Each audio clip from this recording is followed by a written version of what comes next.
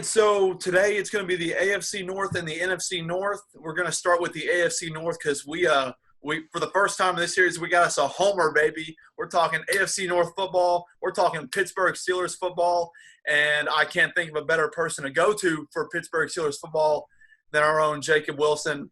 Pookie, you know that there's a Pittsburgh Steelers fan club in Little Rock, right? I didn't know that. I would be too embarrassed to join. Dude, they're huge. They have some of the international students who come over for our high school. Yeah, Drew, they're this big. For the people that are watching the video, they're this big. Steelers fans are that big. But dude, there's a pretty massive following. We need to hook you up when the season starts. Like, they even have small parades. They might have one for the Steelers if they ever make the Super Bowl again. So, I don't know. That's a big if. Yeah. They haven't won a Super Bowl since I started watching football. That's the truth. All right, we're going to get started with the AFC North. We'll leave the Steelers till the end so Pookie has the floor to talk about them. Where to start, Drew? Where to start with the AFC North? I wonder where we'll start. Yeah, you got to start with the Ravens, of course. You know, the team that was the best record last year. And so we're going to start there. The over-under for them is 11.5. They're tough because they play a lot of tough games. They play a lot of primetime games. You know, you got the Cowboys, you got at Cleveland, you've got at New England. You play against Cincinnati. You have a lot of primetime games that are going to be tough games. I'm probably going to say they're going to get at least 12 wins just because I think they beat everyone in their north, and they probably split with Pittsburgh one game. So I'm going to say they're probably going to get 12 because they'll probably beat out the rest. But I just think I think it's what they did this offseason. Even though they didn't make huge moves, they made a lot of good moves that are going to make them a better football team with Calais Campbell, Derek Wolfe. You know, they added J.K. Dobbins. The biggest thing is they lost Marshall Yanda, but I do think that they're still a good overall team. And the Ravens have always been a great organization that have great football teams, even if they're not the best overall talent. Well, Pookie's going to be salty talking about the Ravens because they took his guy, J.K. Dobbins. They did take my guy, J.K. Dobbins, man. Why'd they have to do that? Well, your guys had their chance, man. We had our chance, and the Ravens showed again that they can draft.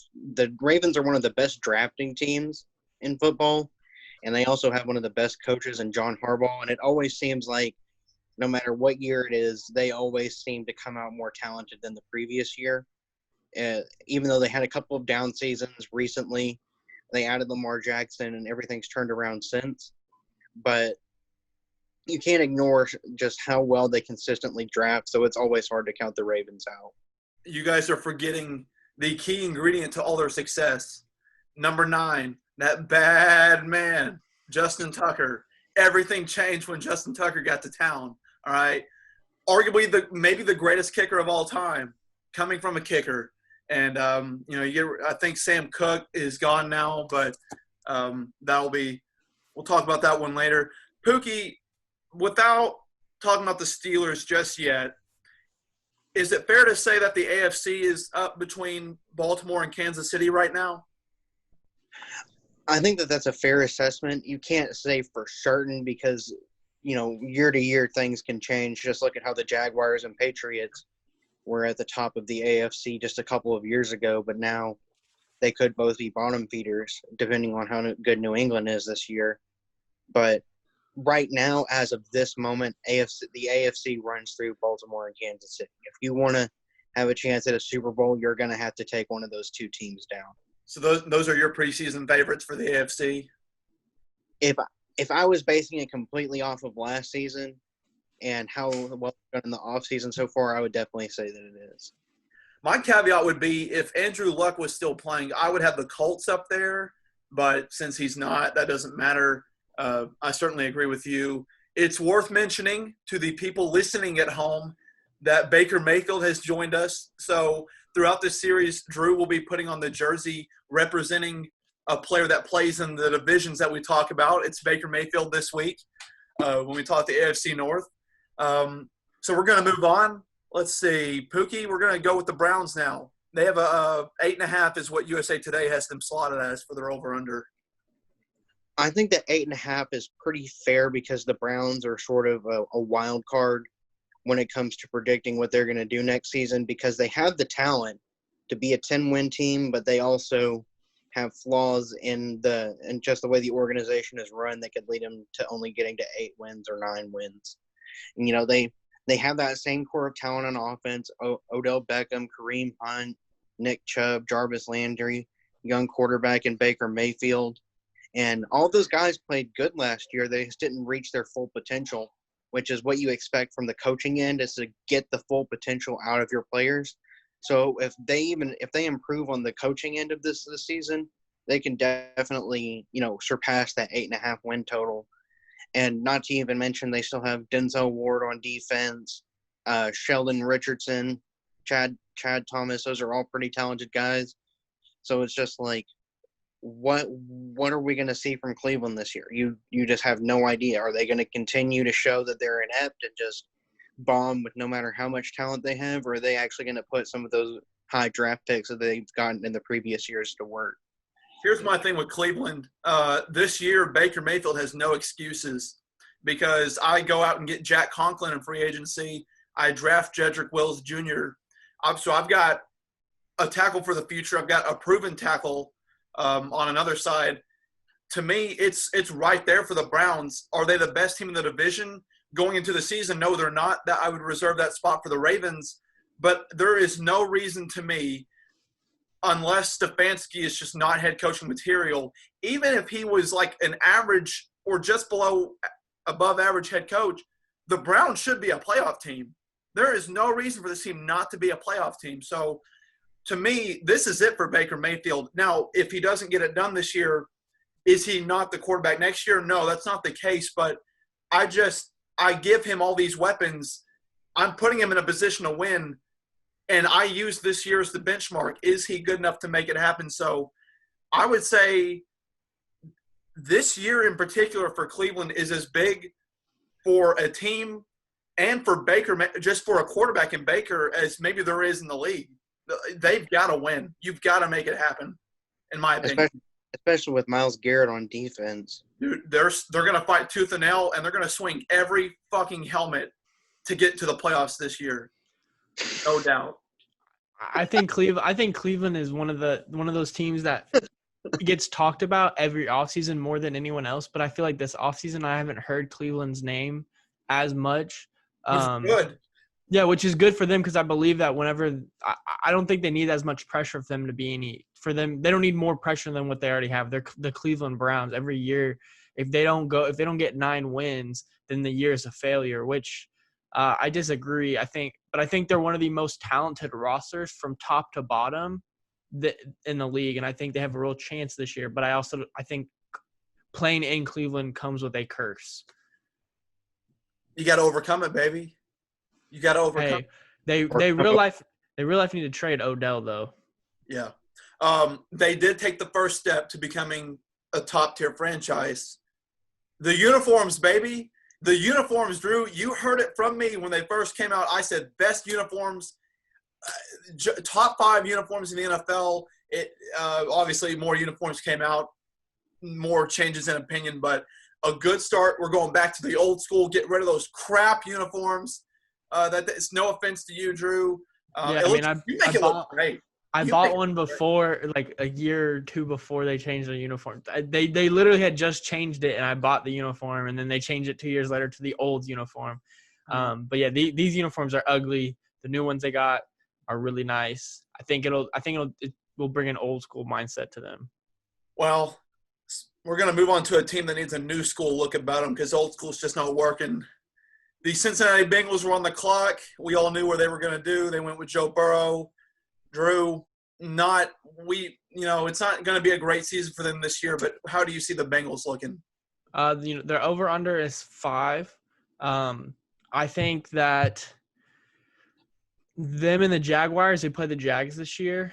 They're going to be playing for the worst team in the NFL. They're going to be playing for that number 1 overall pick. I do think they beat out the Jags because I think the Jags are a worse overall team. Wait, they beat the Jags or they beat them out for the number 1 pick? They beat them, and the Jags get the number 1 pick. The Jags, I think, are the worst team in the NFL, which bodes well for me. But I think with A.J. Green, with Joe Mixon, and with Joe Burrow, that they're going to at least win 2-3 games. They weren't a terrible team last year. Whenever, like, the first 8 games, they were god-awful, and then the second half of the year, they were a lot better. You still have Geno Atkins on the defensive line. Like, they're not – they have weapons. They're very, very thin at every position. And they need to get better on the O-line. They need to get better on defense. But I think they have pieces that are going to let them win a couple games, but I don't think they're going to get over 5. Their first-round pick from a year ago, Jonah Williams, was out for last season with an injury. Him coming back will help. AJ Green. His debut will help. A.J. Green too, Pookie, definitely. If he's healthy. Got to make one last point before we move on to the Steelers. I've disrespected Austin Hooper. He's with the Browns now too. Just another reason to why, Baker's got everything he could possibly ask for. But Pookie, it's go time, baby. Drew and I are staying out of this one. Let it rip. Okay, the Steelers, there's 2 questions going into this, or 3 questions going into this season that you need to ask. 1, where the fuck did Ben Roethlisberger put his beard? Where is it going? Is he going to be able to make the throws or not? Because if he can't, I want him to keep that shit and let Mason Rudolph play. 2, can the defense replicate its success this year?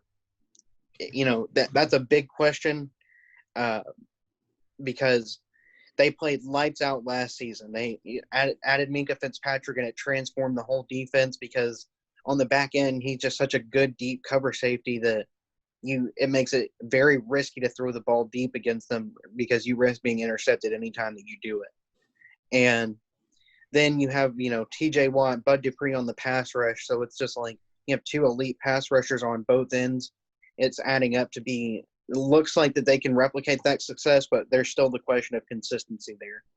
And the third question is, what will these young receivers prove this year? Because James Washington, Deontay Johnson, and Juju Smith-Schuster, none of them flashed big numbers last year, but Deontay Johnson and James Washington showed potential of what they could do had they not been playing with a below-average quarterback. So it's just like, what are we going to see out of them? They added Chase Claypool, really big receiver, so it gives them a red zone weapon. I guess, if they can make good use of him, they could add definitely some more scores last year where they struggled in the red zone. Running back is a questionable position for me because you have guys like the receiving core that have showed potential. James Conner was in the Pro Bowl just a few short years ago, but now he's just he looks like he's walking with bricks on his feet. It's just it's hard to get behind that. I still love the guy, proud of him for beating cancer, but we need a back that's going to be able to bring speed to the game. And Anthony McFarland, I'm not sure if he's the answer. So the Steelers have some puzzle pieces together. They're getting Stephon Tuitt back. They still have Joe Hayden, Steven Nelson, Mike Hilton, and Cam Sutton at the cornerback position. They're loaded there, so if one guy goes down, they can still be talented. So I wouldn't be surprised if the Steelers went in the playoffs this year, but it would be as a wild card team at about 10-6. So help me out here. You get the last word. What is a successful season for Pittsburgh? I honestly think the only successful season is a wild card playoff berth. That's the bare minimum for me, because this team has too good of a defense for them to make excuses for the offense. They have Ben Roethlisberger back, so it's not like they can say they're playing with a bad quarterback and their defense had to carry it. Ben Roethlisberger is going to bring it to the table. So it's just like, if you don't make the playoffs with that amount of talent, Mike Tomlin's seat should be very, very hot. Wow. So this potentially could be the year for Mike Tomlin, you think? I think it's a make or break season because they missed the playoffs the past 2 years. They've been in the contention until the very end, but it's time to see some results from this young group of players. I understand that they lost Antonio Brown, lost Le'Veon Bell, and weren't really able to replace them immediately, but you have a playoff caliber defense and you can't let that go to waste.